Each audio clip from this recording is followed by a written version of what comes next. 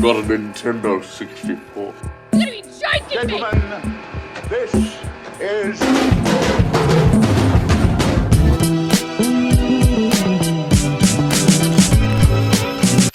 What's up, everyone? Adam from FWCI here with the esteemed Sinjun to have a little bit of a chat about Marvel's WandaVision on Disney+. Sinjun, what do you think of WandaVision so far? We're up to episode 6, which just came out. So what do you think of the first 6 episodes?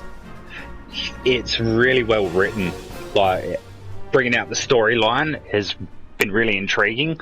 Because, as you probably noticed as well, like, things start off like, you know, you're kind of wondering what the hell's going on and why, but as the story is progressing, it's slowly kind of weaning these points out and giving you an idea of what's going on in the big picture.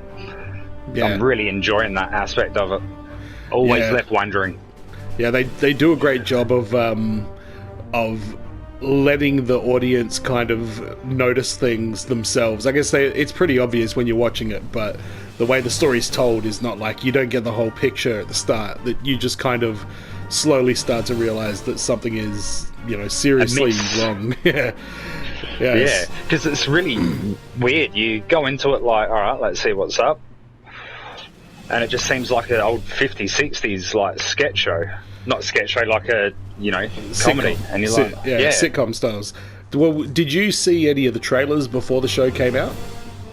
Maybe one. Yeah, I saw one. Yeah. And I was like, okay, this is going to be interesting, and that's all I kind of took away from it. I was kind of trying to go on a blank slate.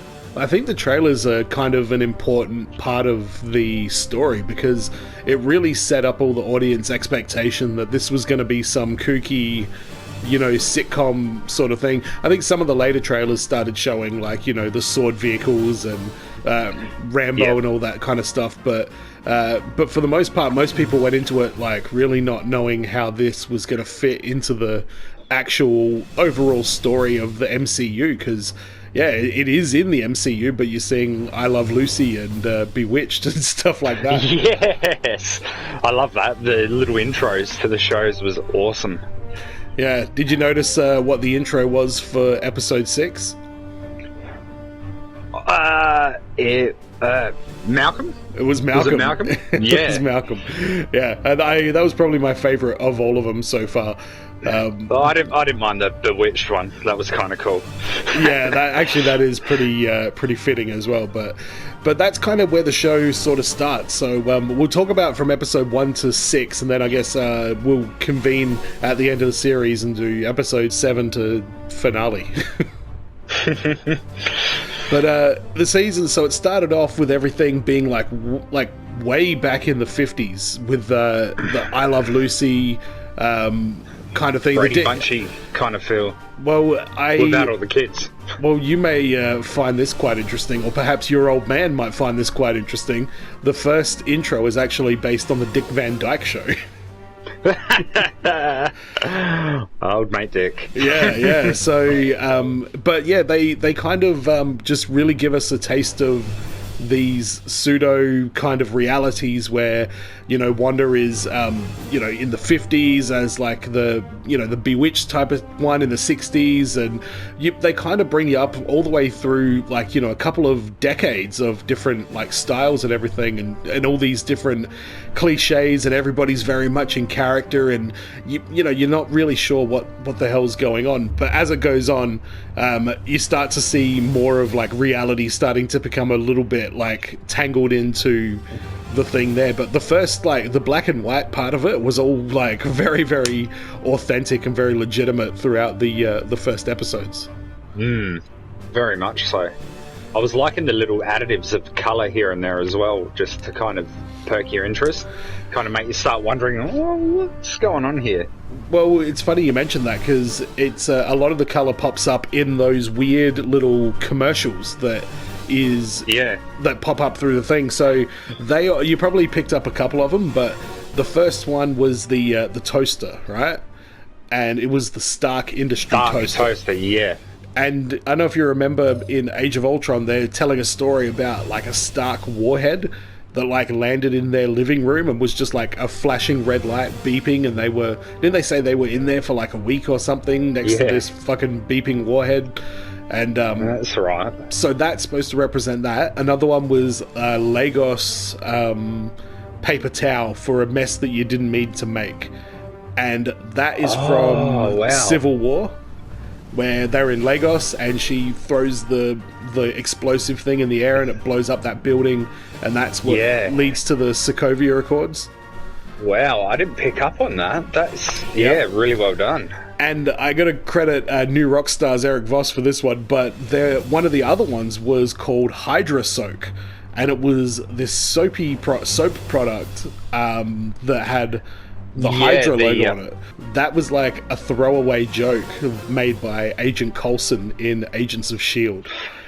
He was talking about a mind control soap that Hydra used to use, and it also talks about like a Wanda being like she was captured by I'm pretty sure she was in a Hydra lab is where her and her brother were, so she had the tie-ins to Hydra and being brainwashed and everything as well. So it's weird, like the like commercial break for these realities that Wanda is creating are these things that have these like underlying traumatic kind of connections to her real life and the MCU. Yeah. As we sort of get to the 80s and the 90s and stuff, we started getting like different sitcoms, and I think Full House was one of the was one that they were doing, which you know what, I think a lot of people are finding out that she is a sister of the Olsen twins.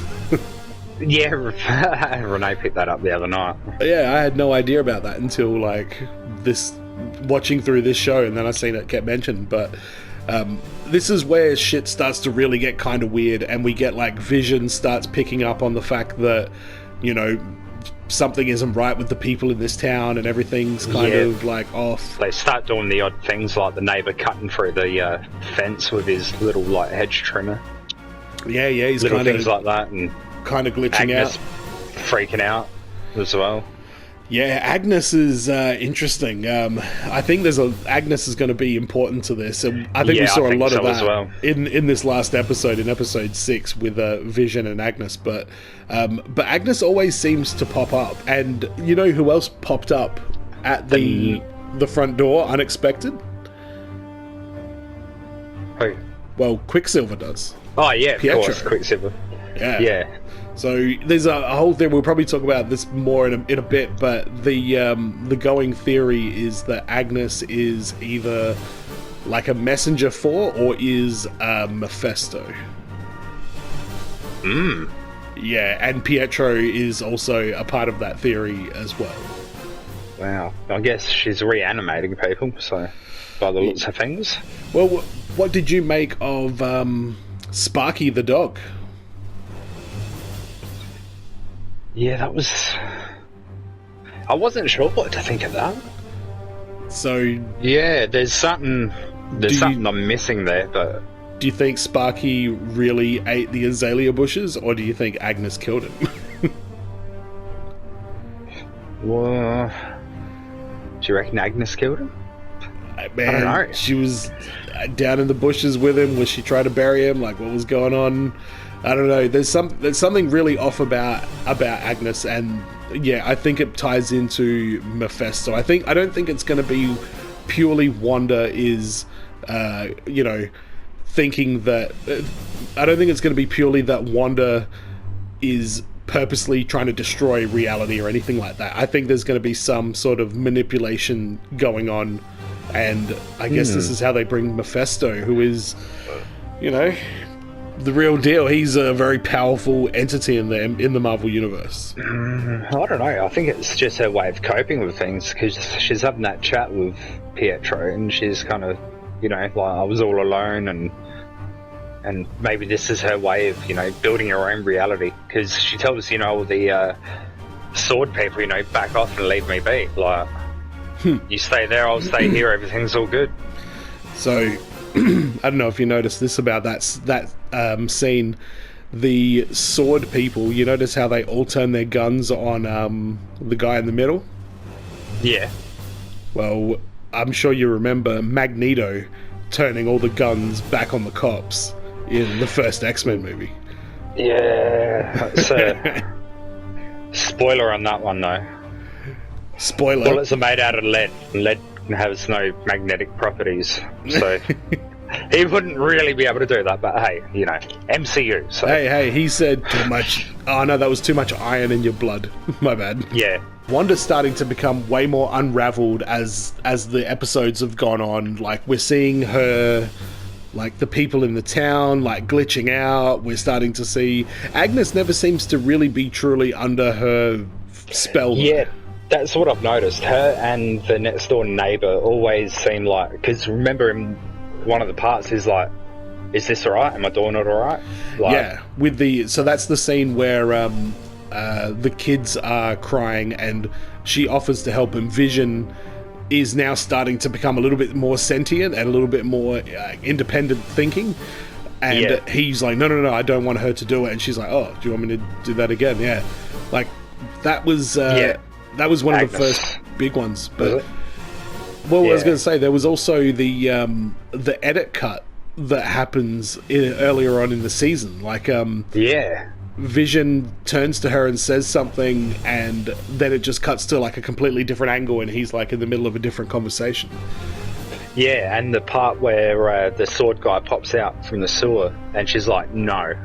And then it just rewinds and starts back from... Yeah, I don't know what happens to that guy. Eh? Yeah, that was odd, because he kind of passed through the barrier and then retrified himself somehow. Well, that's exactly it. Well, on the topic of that, we talked about Quicksilver showing up at the end of episode 5, I think it is. And here's the... so here's what I've heard. So at that time, they're in the 80s, right? They're doing the Full House, and that's kind of how it is. In fact, he looks more like Full House or Family Ties? Family Ties was the one... I think it might... I don't know, sorry, yeah, you're right, it is more Family Ties, but the... I don't know, for some reason the stairs always make me think of Full House. But, but how much does Quicksilver look like Uncle Jesse showing up there? Yeah, true. Alright, that was like... Fun uncle popping up out of nowhere. Or the cool uncle. Yeah, that's... Kind of a blend between the two, actually. Yeah, it is. So, but with the... so that was the... so what's that? That's the 80s and the 90s. So when he shows up, they're in the 80s, right? Yep. I think they establish in this show, or was one of the others, that the Maximoff twins were born in 87. Alright? Yep. But there was a Quicksilver in a movie set in the 80s. And it's the Quicksilver from the X-Men movies, because... Yep. What was it? Is it... what was the one? Was it... Apocalypse. Was set in the 80s. Yeah, was it? Age of Apocalypse was 80s, because what's his name? Nightcrawler has his Michael Jackson jacket, and all that stuff. So technically, if they're in the 80s at that point, and something like that wanted to be Pietro came into the Hex, then that may be why it's taken the form of like 80s X-Men Quicksilver. Yeah.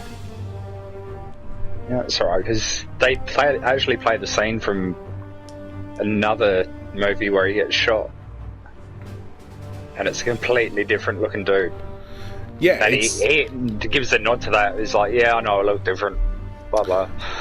Yeah, exactly. Yeah, and, you know, a little Easter egg, I don't know if you picked up on this, but one of the things that is kind of always made the rounds is the fact that both Quicksilvers were in the movie. I remember the movie Kick-Ass? Yeah. Yeah, so the Quicksilver from the MCU was the main character, and X-Men Quicksilver was like one of the villains or something like that, I think.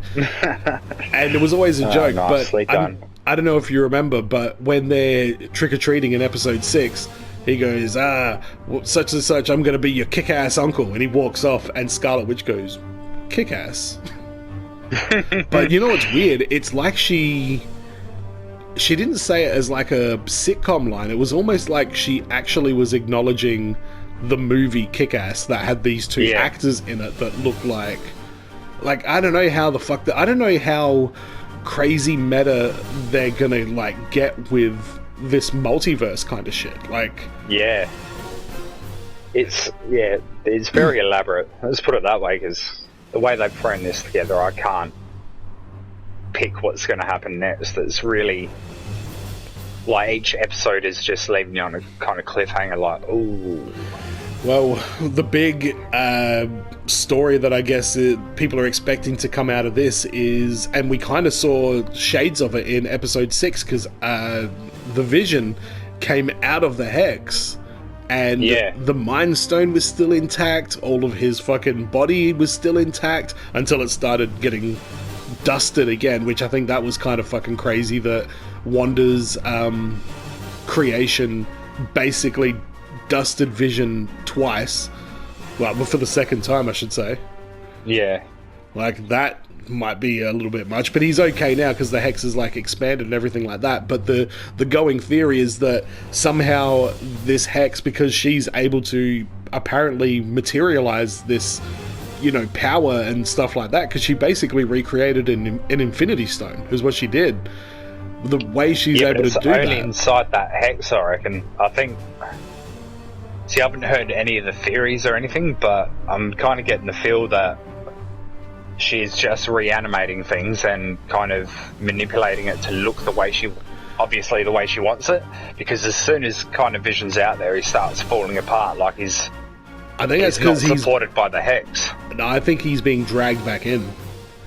Was what I got from it. And don't forget, remember Maria Rambeau's bulletproof pants that came out of the Hex? Like, that was the whole thing. It was like, what comes out is still what it was inside. Like, she's not manipulating you know, people's perception. Like, she's manipulating reality and matter and like actual shit. Right.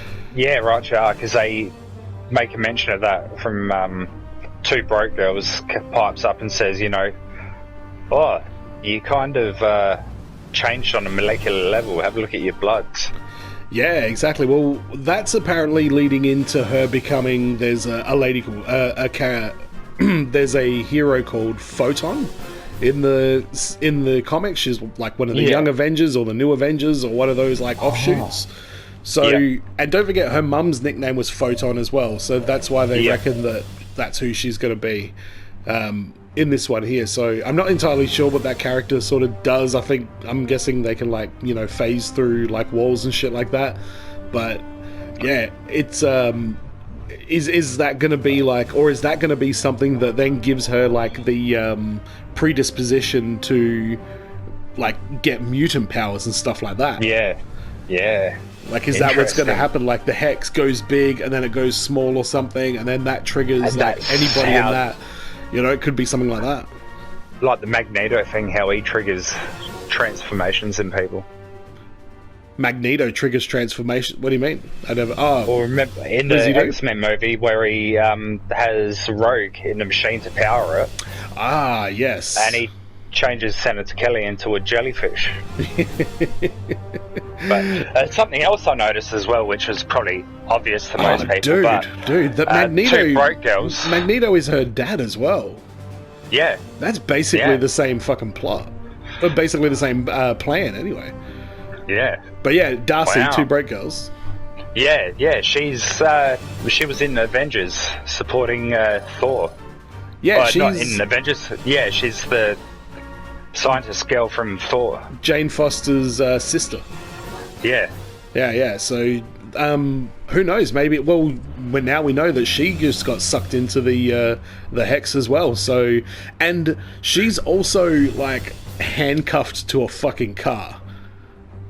Well, you think she might turn into a Transformer? Hey, Transformers appeared in Marvel Comics, man, so I'm not saying. Is it really a stretch? Disney is a big company, man. Well, but yeah, I don't know what the fuck that means. Like, what is I think maybe she's going to end up like Lady Colossus or something like that. Lady Colossus. And we're going to get like a Colossus with huge cans that's female. And people are going to make She-Hulk. Oh, fucking hell, She-Hulk. I don't know how you'd make... I guess you could easily just like... Nah, but that's like gamma radiation. That's like not mutant. I don't think She-Hulk. Is she going to be Rogue? Maybe. I don't think so, because Rogue's a fair bit younger.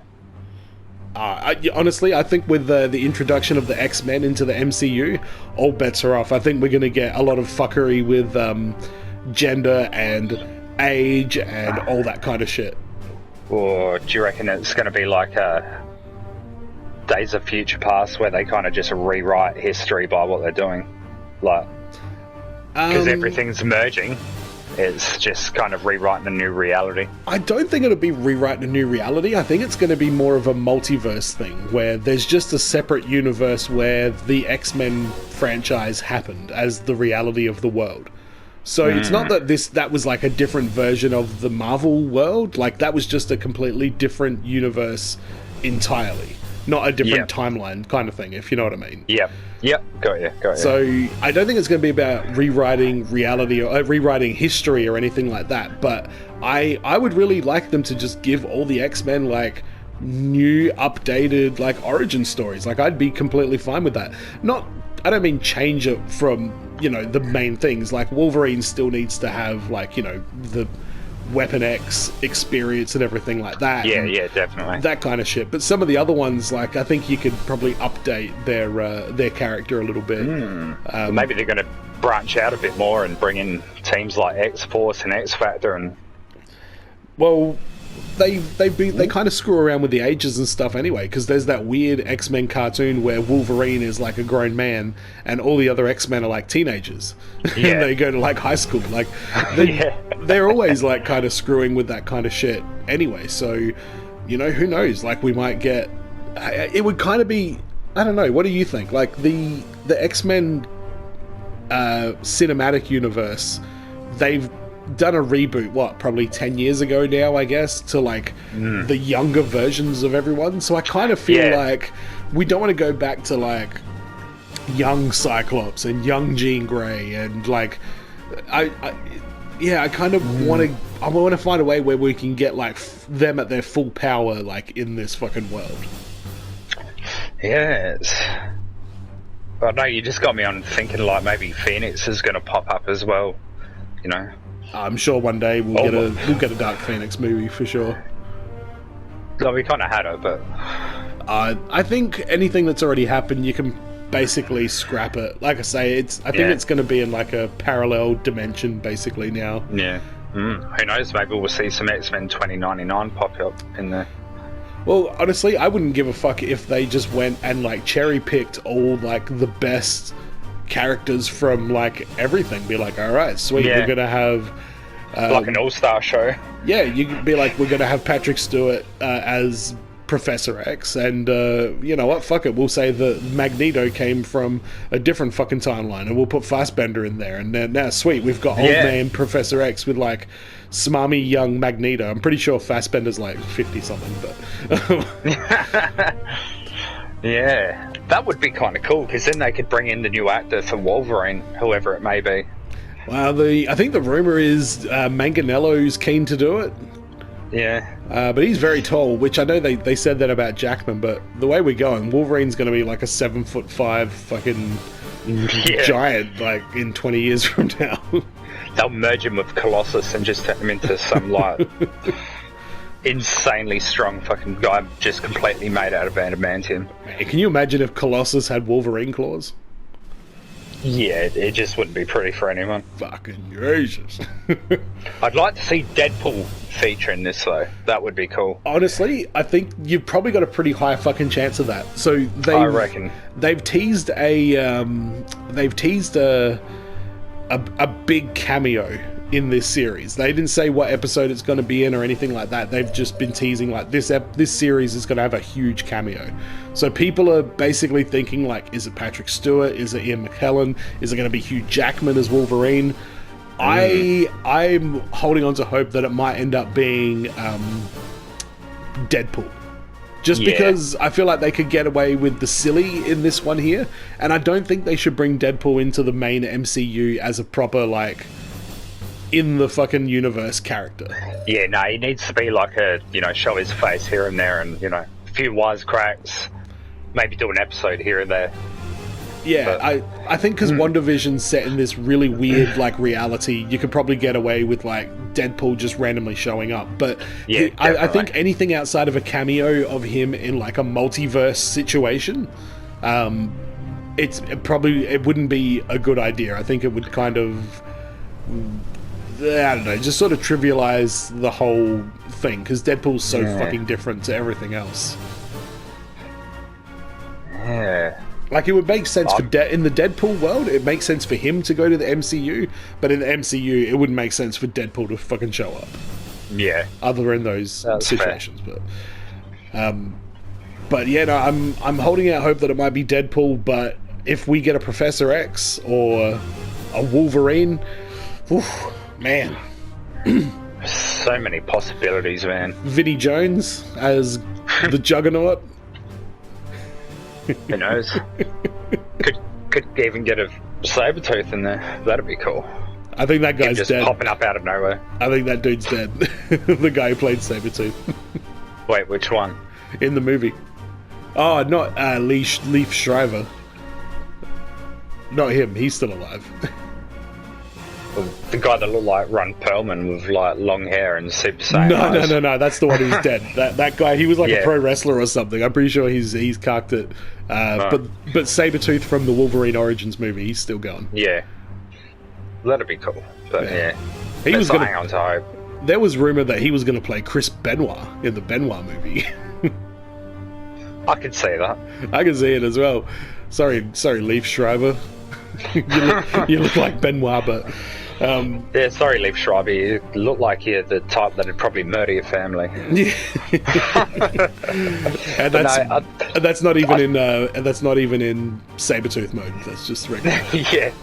No, but I do think this would be a good opportunity to introduce the next actor as Wolverine. I don't know if they like want to. I don't want a feature. I don't think they would blow their load on a Wolverine reveal just yet. I think that's going to be a big moment. Yeah, I don't think they would, but I'd like it. It'd be cool. Plus, who would it be? Like, I haven't heard any like rumors or anything. Fucking hell. He can play zombie Wolverine. It's not going to be Chris Benoit.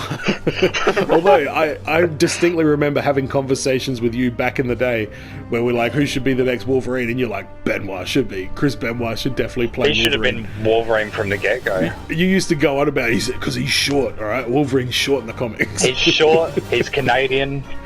He's jacked. He's jacked like Wolverine. He has a killer instinct. Yeah.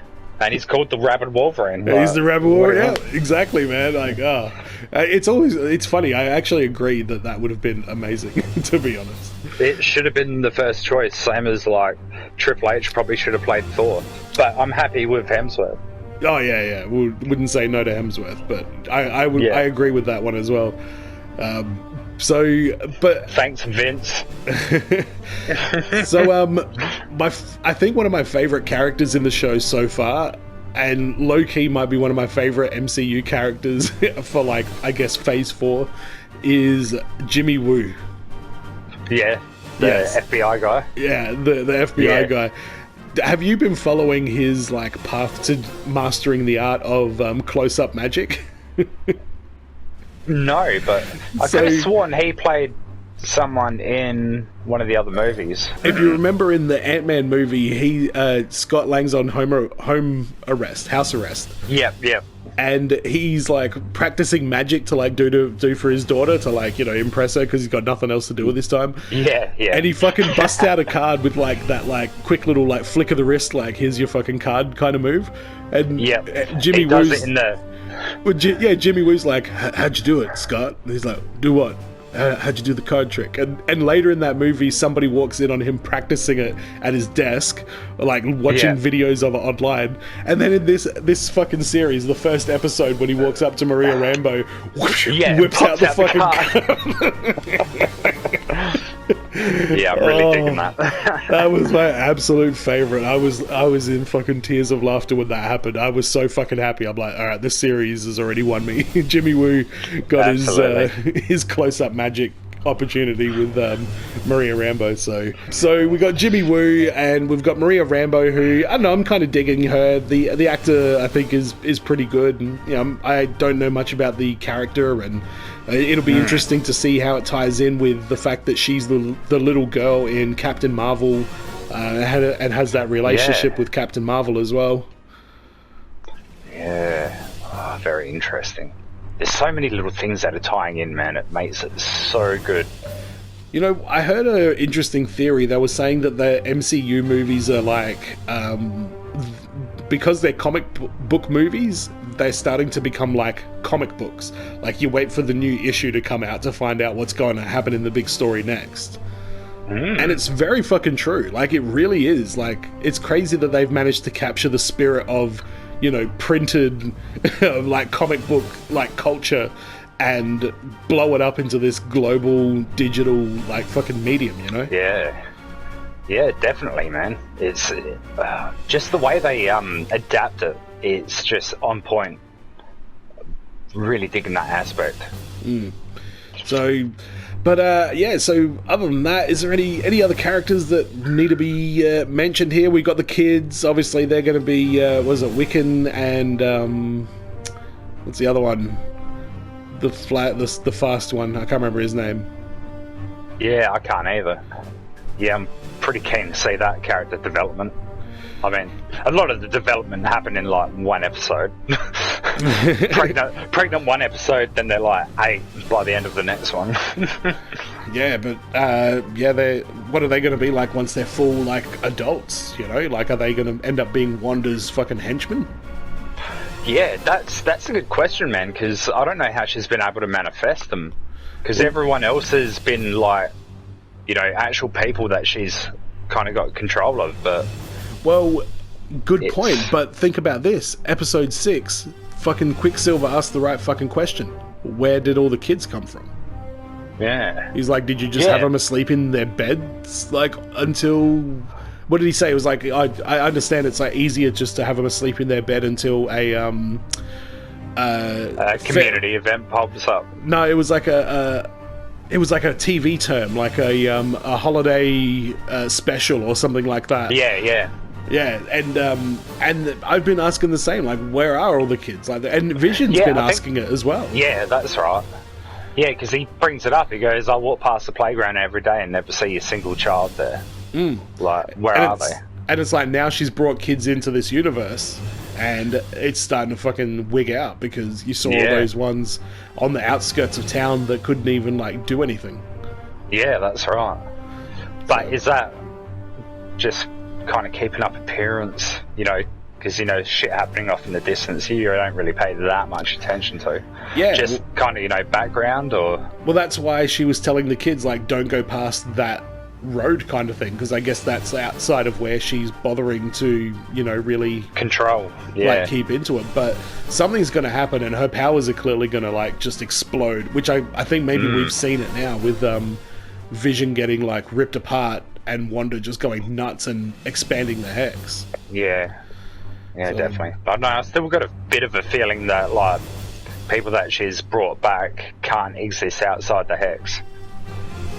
But we'll have to wait and see what's going to happen next. I think it is. I think what she's making, because of Maria's pants and because of Vision not looking like a fucking corpse, I think she's fabricating, like, matter and reality, not just perception and, like, images of what people see. Yeah. Because you think, like, you go in there, if you weren't under the hex, like, it would just be a ghost town and all these people just standing around and nobody really, like, doing anything. And everyone just looks like they're doing something. But I don't think it's like that at all. I think it's something crazier. But, I think Mephisto is going to be showing up in it. I think he's going to be somehow responsible for what Wanda's doing. I think it's going to lead to the creation of mutants. Yep. Through some sort of shenanigans going on with this. And the other theory, I don't know if this is confirmed or not, but the other thing that sounds like it's happening is Wanda is likely to be the villain in the next Doctor Strange movie. You reckon? Yeah, apparently she's definitely in it, and the word is she's at least going to be some sort of, cosmic adversary for Doctor Strange in that movie. You villain! Good old hero Nakamura. Oh, dear.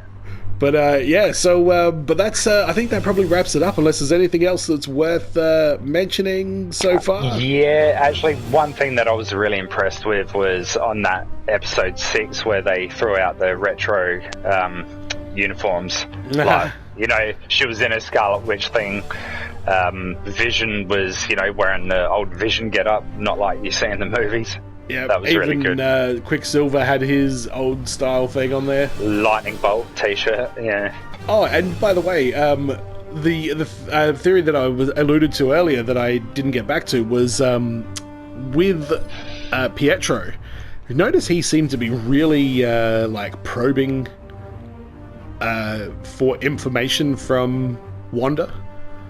Like, how did you do it? How did you start this? Where did the kids come from? Like, he's like asking her a lot of like technical questions about the fact that this is going on. So I think it's not. I don't think it's anything to do with Pietro. I think it's somebody undercover somehow as him, and they're in there undercover trying to find out how the fuck this happened and how to figure it out. That does make sense, because the two broke girls finds out that they've got eyes on the inside, like they can see from the inside somehow. So maybe that's how. But from Quicksilver, I kind of got the vibe that he's a bit like her conscience, because he's calling her out on everything, like, Well, I think it's more that they're exploiting their relationship to get information from her, and I think he's Mephisto. Do you reckon? I do. Or is it Morph? Huh? Could be Morph. Oh, never know. I'd be down for that. But no, I think it's Mephisto, because, dude, how much like weird shit was he doing? Remember what he says to the kids at their trick-or-treating? Go raise hell, you little demon spawns. Yeah. Yeah. I think that it's Mephisto. So I don't know why, but I still don't know how they're going to explain why he took the form of Quicksilver from the X-Men universe, though. So I don't know, or whether that's just a reference for the audience, Yeah, I don't know. It's a tricky one. But you remember, like, when he was running around the streets doing all that, the cop dude was like calling out what he was doing just before he'd do it as well, which was kind of odd. What do you mean? Like, he was like, oh, someone's smashing the pumpkins. Then all of a sudden, like, Quicksilver and the kids pop in, Billy and Tommy, they're smashing pumpkins. And he's like, everyone's covered in silly string. A couple of seconds later, they pop up and everyone's... You're right. It was like it was out of time. It wasn't like he was doing it and then the guy's like, oh, what's that? Someone's doing this. Like, it was happening the opposite way. Yeah. So, I don't know. Maybe... Yeah, that could be an indicator that Mephisto is more connected to the to Westwood or whatever it is than I might have realised. So, well, the plot thickens. That's right, the plot does thicken. But man, that was it's so far I'm digging this show. I was so skeptical of this one, but the MCU, they always seem to find the right balance for what they're trying to do. They can get fucking crazy with it, but they always find a way to make it relevant to the biggest story of everything as well. So yeah, definitely. Yeah, do you have any final things to say about WandaVision? I look forward to the future episodes. I think what they're doing is really good. It's definitely like, it's got me on board, Renee's on board, she's keen on watching it. It's one that you can kind of play for everyone. It's entertaining for someone that doesn't really know what's going on, because they can kind of get the throwbacks from, like the scenes that are kind of like Bewitched and I Love Lucy and all that. But yeah, anyone that's following the story like Die Hard, like you are, it's absolute gold. It is. Nice way of introducing like new things that are happening and kind of tying up loose ends as well. Yeah, and I think it's going to be the first of many MCU TV series. I think you're going to see, instead of movies now, some people are going to get series. And it's going to become a big part of the Marvel. One day, like 20 years from now, somebody's going to have to put aside like 3 weeks of their life non-stop to watch the whole MCU from start to finish, because there's going to be that much of it. Oh, definitely. In timeline order. Yeah, including Agents of S.H.I.E.L.D. and Peggy Carter and all that. Actually, that's one I have to go watch, Peggy Carter. I watched a few episodes of it. I don't know, it seemed like it didn't do a great deal for me. I don't know. I like Hayley Atwell, but it didn't do much. With what? Inhumans. Yeah, no, I didn't watch that. Yeah, don't waste your time. Yeah, I won't. Although Lockjaw looks fucking amazing, but other than that, I'm not keen. Alright, well, that's going to wrap it up, guys. Thanks for joining us for this little chit-chat about the old WandaVision on Disney+. I'm going to review the rest as the season comes to an end, but thanks, Sinjun, for joining me for this chat about WandaVision, and as always, everyone, be well, stay safe, look after your friends, and I'll see you in the next video. Peace. Peace.